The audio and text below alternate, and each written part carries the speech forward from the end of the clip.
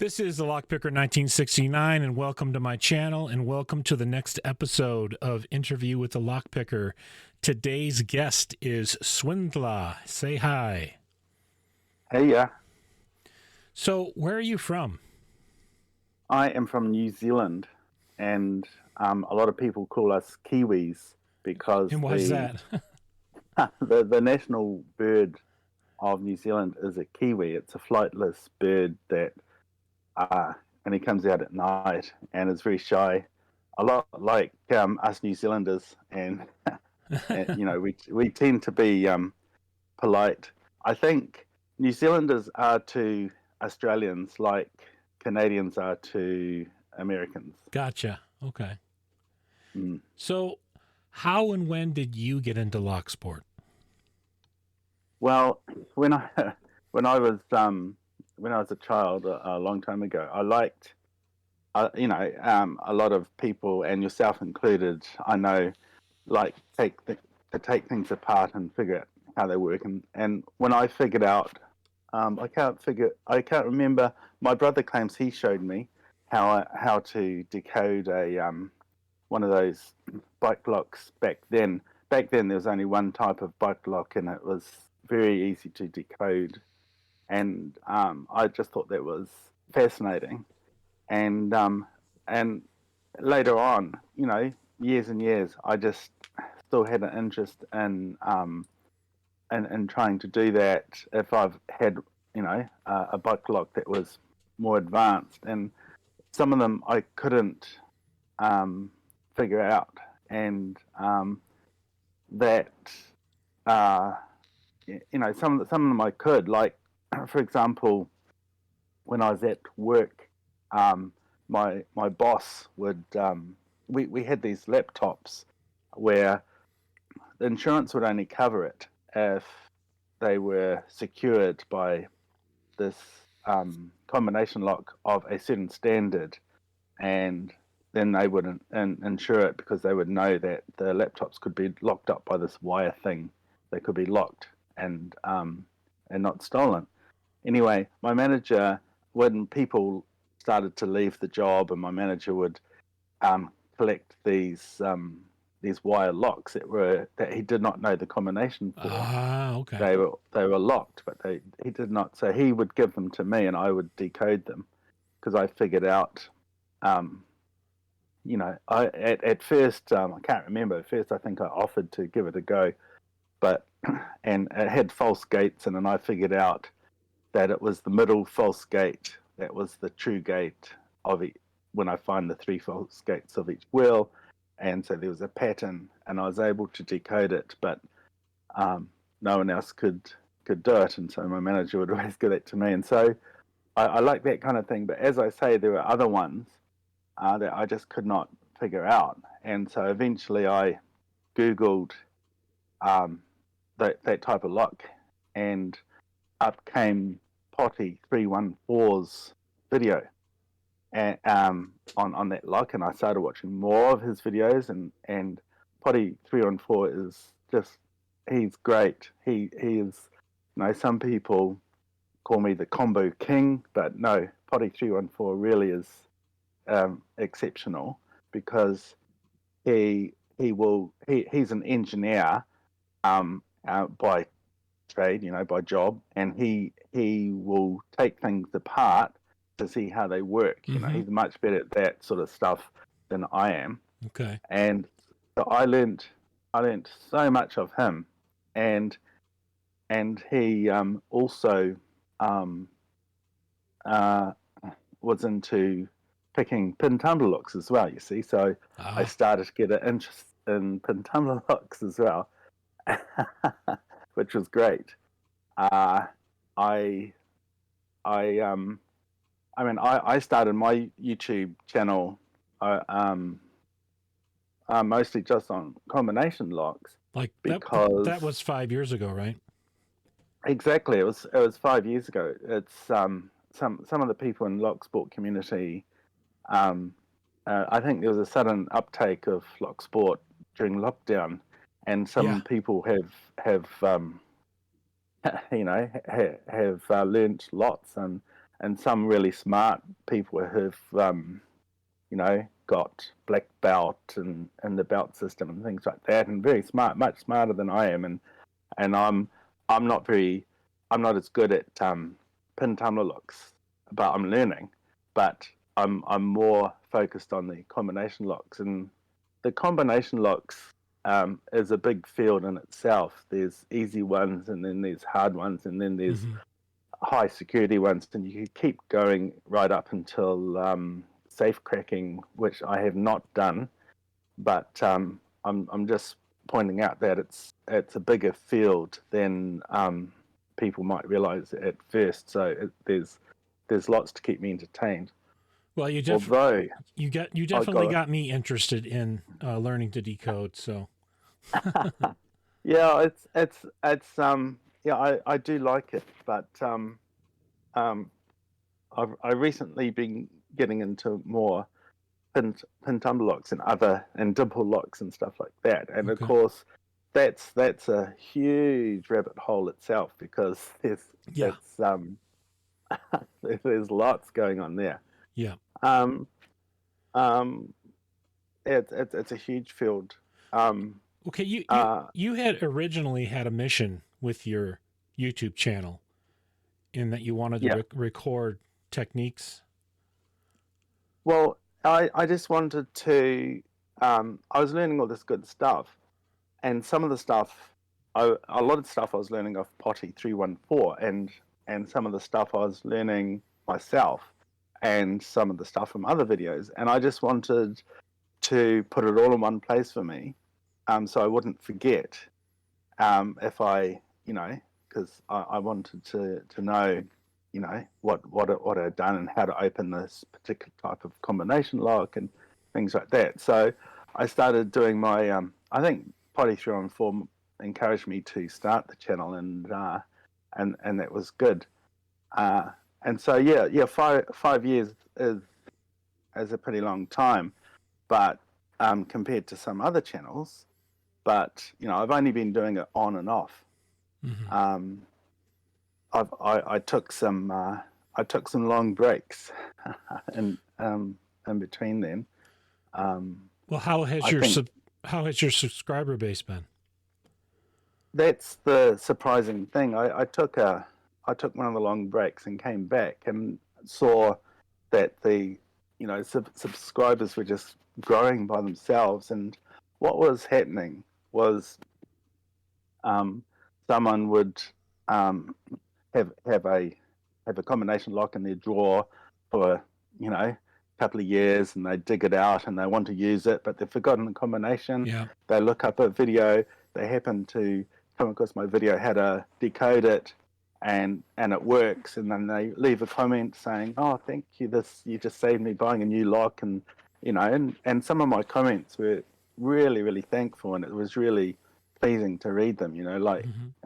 I get all sorts, including someone who's just travelled with his suitcase and in the hotel, but they can't get their TSA luggage combination lock open to on their suitcase, and they really thankful if I save their day and things like that. I would imagine. And so the subscriptions kept climbing. I was really surprised.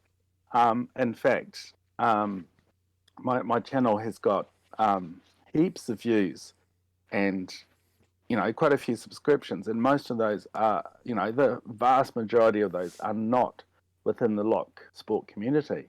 It's people who's who are googling or searching in YouTube how to open combination locks, or that particular type of combination lock. And so I was surprised, and I may have put in less work in my channel than some other channels, but it's grown more than I thought. Nothing like the channels, the big ones like Lock Noob or anything like that. But still, for the amount of effort I put in, I'm just surprised how it grew. So, as far as the community goes, you touched on something when you went to the UK Discord and you wanted to start presenting decoding locks. Can you touch upon that a little bit? Yeah. The locksmith that was in charge of the rules and that was originally they were concentrating on pin tumbler locks and all that but would not allow bypass techniques because wouldn't they they didn't want people to come on there and learn some quick techniques that they might use for crime. And so Gotcha. And combination locks, to my surprise, were put in that category as well, not just to decode combination locks, like some of them you can no, not just to bypass, like some of them you can lift a lever and get in, but also decoding was put in the same list. And so I had a chat and they said that was and an older rule, and they've revised it, and they can see that decoding a combination lock does take skill, Yep. and so therefore is a sport, and so falls under locksport. And so I was really pleased that they have now considered it okay to talk about decoding a lock, not bypassing, but decoding a lock. Mm-hmm. And there was one thing with them that blew me away. The other thing was that they were, just really friendly and open to talk about the stuff and really encouraging me to stick around. They could have been like, "Oh no, we're right," go away. But they were really friendly, just like so many other people I've come across in the lock sport community. Okay. You mentioned something about Paul Springett too. I when I started my my YouTube channel, Paul Springett was one of my early followers. I think Potty 314 must have been my first one, but Paul Springett is an Australian locksmith, but I didn't know who he was, and he said he wanted to send me some combination locks. And I had not been long in the locksport community then, and I thought, what is this? Is this something? Is this a scam? What's going on here? But no, he sent he just had some spare combination locks secondhand that were lying around and wanted to encourage me in my combination journey, and that's exactly what he did. He sent me this big box of combination locks, and he sent me. He didn't give me the combinations, but he had them. But he would give them to me if I wanted them, if I couldn't figure it out. And he didn't just do this once. He did this multiple times because it turns out he's just a really generous and big-hearted person, and literally was just interested in and encouraging me in my journey. Okay. That was just blew me away. Yeah. You also mentioned someone by the name of Tiffany. Tiffany, yeah, Tiffany. Tiffany, sorry. And, yeah, no. A lot of people who what the top lock pick makers who make custom lock picks, they've heard of Tiffany because Tiffany has been around for a long time. I mean, he's been around for a long time. Like I don't know how long, decades, but he's known for things like making custom lock picks, really good ones, but he doesn't sell them. You see, he makes them when he wants, and sometimes he trades them. And Gotcha. He's also known for contributing to designs for law lock tools. There's okay. Yep. Things like that. I think there's a 3-piece Tiffany set or something like that the law lock tools sells, and interestingly, when I go to places like the UK lockpickers and other places, Tiffany's name will pop up because he's just been around for such a long time, and he's really well respected. But he's from New Zealand as well, and it seemingly to me out of the blue, he sent me a custom lockpick because Nice.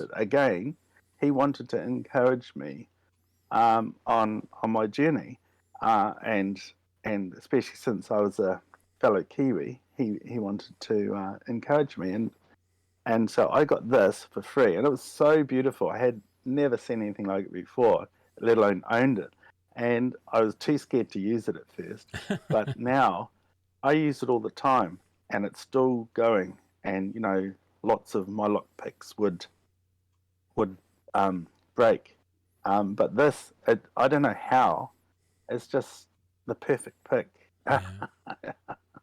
Very nice. And so his generosity, again, and friendliness and encouragement, because he didn't just do that. He was tutoring me. He was teaching me how to impression. He sent me some keys to practice changing pins on cores. He sent me some spare pins, and he also taught me how to taught me the technique, how to impression, and the different methods you can use and which one he uses, and just again absolutely blown away by people in this community. So all these different people have helped you along the way and encouraged you and all that. And then you spoke about your claim to fame. Can you talk about that a little bit? Yeah. Well, yeah. Now that's an interesting one, because this Polish inventor invented a design. It was what he called a Polish combination lock, where he claimed it was pick proof or decode proof, and so he only 3D printed it at first because he could not afford to produce it out of metal, but he 3D printed it and sent it around to different people in like a worldwide challenge, and it was like a sizable padlock, like a bigger padlock or a small safe. It had 20 numbers per wheel and only 5 wheels. Millions and millions of combinations, and yeah, if I brute forced it, it would have it would have taken most of a year to brute force it, because the with combination locks, the more you just add on an extra wheel or whatever, and the time goes up exponentially. And anyway, the worldwide challenge was to do it within 7 days. And first of all, I think it was sent to Potty 314 first, and Potty 314, being an engineer, he had all the CAD designs and was, looking all inside and different parts, and he did several YouTube videos showing exactly how it works and things like that, because the Polish inventor sent all the designs to him, because Polish inventor wanted to say, here it is, and yet you can't get in. It's pick proof sort of thing. So even knowing what's inside, you're not going to pick it anyway, right?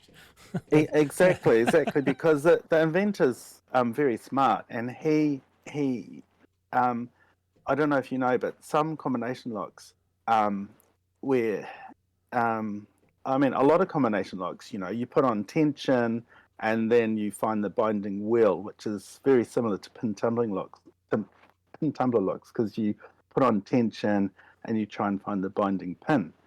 But this inventor with this combination lock, it doesn't matter how much you tensioned the shackle, it would not bind anything.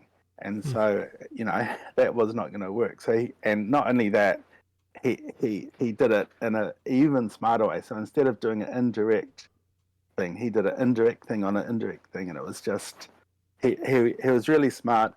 And it was only because of Potty 314's explanation, and because of another person who tried to do it prior, the username Prior, who had a go as well, and came up with his explanations and his thoughts on how future people should attack it. So I took all this information, standing on the shoulders of giants, if you will, and it was only because of that, and because I just got a bit obsessed with it, and a bit of luck, and I was able to find the right technique and get in. And maybe it was a little bit easier because it was 3D printed and the plastic would just bend slightly. But I was able to get in, and much to the surprise of myself and everyone, and the Polish inventor thought, "Whoa, this was supposed to be pick proof." So he took what I did, created a new and improved design, sent it to me again, and said this time I wasn't allowed to use lasers like the last time, but I used a different. I used straws connected in a row, so I had this long arm of straws with a needle at the end, so it was like a pointer. But he changed it where if I turned the dial, because I was turning the dial with tension to see how much, and I was looking at the minute differences in how far I could turn the dial. And but with the second one he sent me, if I tension the dial too much, it would just keep turning around. So he is very smart. He's just a very smart inventor, and so I had to look at just at the point where I was tensioning the dial before it started to free spin, and have a look at that point and see if it moved slightly by seeing if this long arm with the needle was getting further. But it was wobbly and it was inconsistent, and it took a long time, but still managed to get into it. And the Polish inventor was very surprised again, but took what I did and invented this another one where that wouldn't work. My methods wouldn't work, but I said that's enough.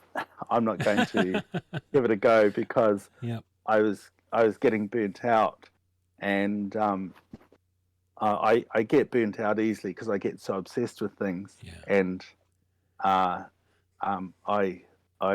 think I took another break after that. Okay. I have one more question I'd like to ask before we wrap up. You mentioned something about a multi-pick contest that you were in. Yes. Yeah. It was MultiPick was having a competition where you'd send in a photo with some of their picks in, and it could be in a nice setting, or it could be something to make them laugh. And so my wife, being creative, I asked her what would be a good idea, and what we came up with is she had her hair in a bun, and we had multi-picks in her hair, like sort of long hair pins, or like Japanese sort of style sticking out. And so we submitted that photo, and it got first place, and we won their Kronos electric pick gun. Cool. And it was a golden version, which was only made one of a kind just for that. And so we won that, which was amazing. Very cool. Is there anything you'd like to say to our audience before we wrap up? Yeah, I know. I could talk about combination locks all day and all night. The thing is, just the community is just absolutely fantastic, and I just hope that it continues. It's been humbling for me as well, because sometimes, I will just sit there sometimes and go down a path of being judgmental or something, and then I'm like humbled by the community. I think, yeah, I've got lots to learn. Yeah. I think that kind of hits at us all at one point or another. This has been a lot of fun. I have definitely gotten some inspiration from having met you and had a chance to speak with you. Excellent. So Thank you for making this so easy too, by the way, this interview process. I try. Okay. So with that, we'll wrap this one up. I want to thank our audience for listening in. If you are a subscriber, thank you. If you are not yet a subscriber, please hit that subscribe button, turn on notifications and all, and hit like on this video. And thank you for listening.